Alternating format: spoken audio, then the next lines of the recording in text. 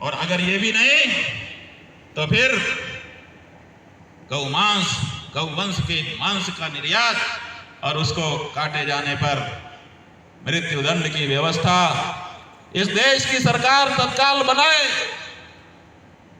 और नहीं तो कम से कम हम सनातन धर्मियों को संकल्प लेना पड़ेगा कि जो शपथ पूर्वक गौ रक्षा का वचन नहीं देता है, गौवंश के प्राण और उसकी प्रतिष्ठा की रक्षा का वचन नहीं देता है, हिंदू होने के नाते जीवन में कभी भी उसको वोट न देने का हम संकल्प लेते हैं।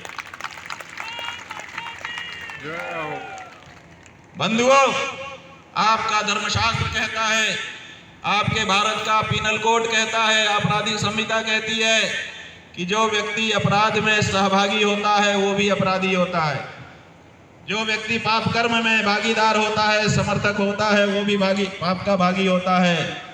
तो अगर राज्य सरकारें लाइसेंस देकर निर्यात की अनुमति देकर के गौ हत्या करवा रही हैं तो उनकी गौ हत्या का पाप हमारे ऊपर भी लग रहा है, क्योंकि हम भी उनको वोट दे करके अपना समर्थन दे रहे हैं।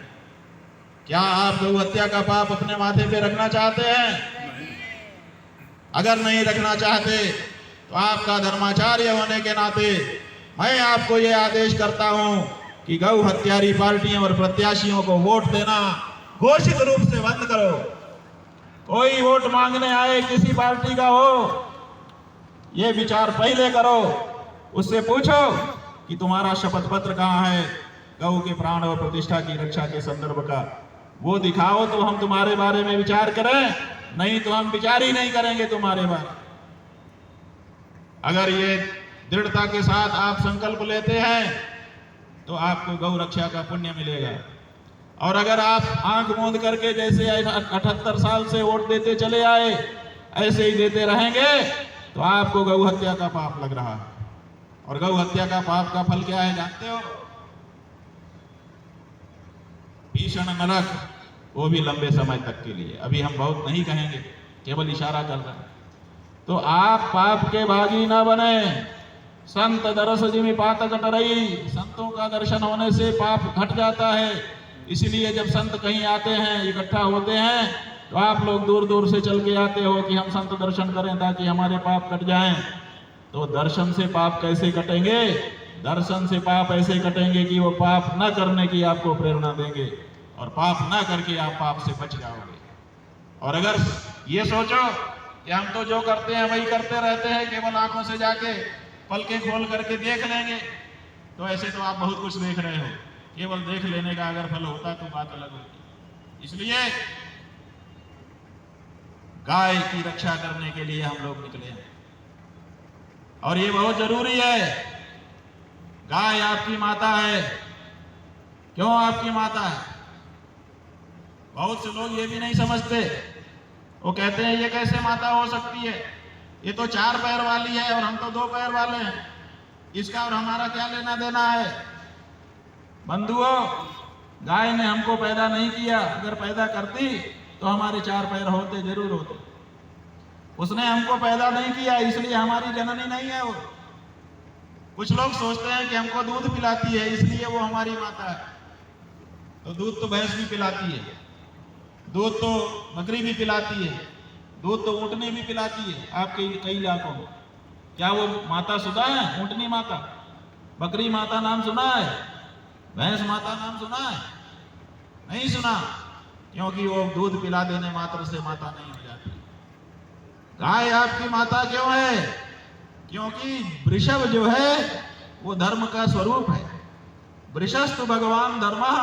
हमारे यहाँ वृषभ को धर्म के रूप में और धर्म को वृषभ के रूप में निरूपित किया गया है, और उस धर्म को हमने अपने जीवन में अपना लिया है।